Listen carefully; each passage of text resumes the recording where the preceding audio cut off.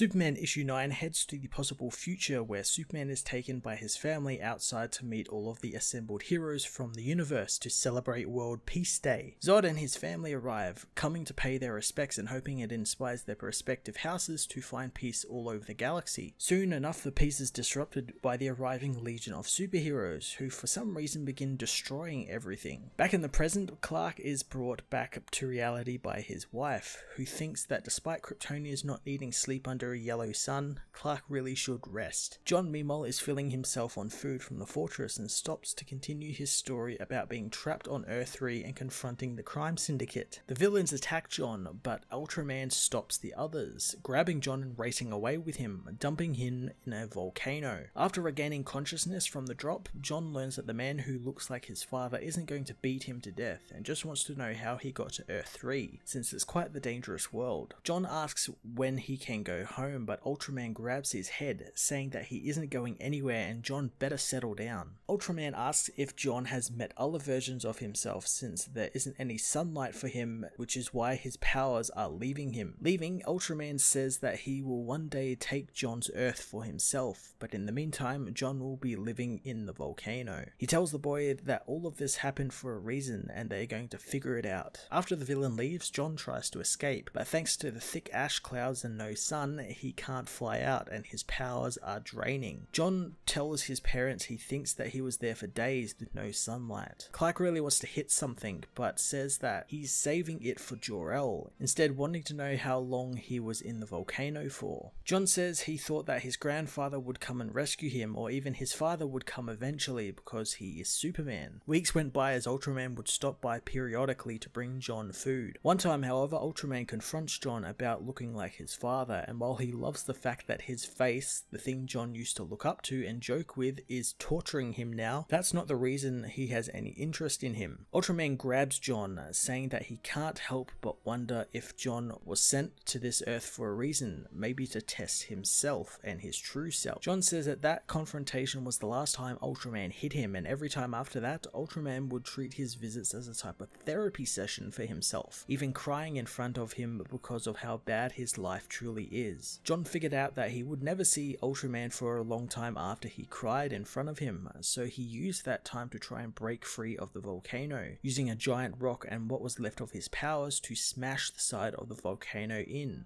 Escaping to a nearby city, John eventually healed up, finding that he was proud of himself for doing what he did. John eventually made it to the big city where he tried to find a way home. To do so, he headed to the crime syndicate's version of the Hall of Justice, since he could possibly get a signal out to his Earth from there. Sneaking inside, he is immediately attacked by that world's Superwoman, who John is shocked to learn looks exactly like his mother. Superwoman says that she remembers who John is and will do what her gutless husband didn't, kill Superboy. Superman issue 9 again was another confusing continuation of Superboy's adventure to Earth 3, as the boy recounts his strange encounter with Ultraman and the crime syndicate, who instead of killing him, treats John like a therapist to get all of his issues out. That's probably the only part of the issue I actually kind of found interesting. It added a little bit more depth to this warped version of Superman and made him out to be more than just a brute who hits things. Again, the dialogue was absolutely atrocious, with lines that make me question if DC Comics editorial is actually a real thing and not just some made-up division that the writers and their fans use to make excuses. Like, how did some of these lines get by editorial? I'll have no idea. Why people in this book can't have normal conversations, yet in all of Bendis' other books they make sense, I'll never know. It's really strange. I'm gonna give this issue a 5 out of 10.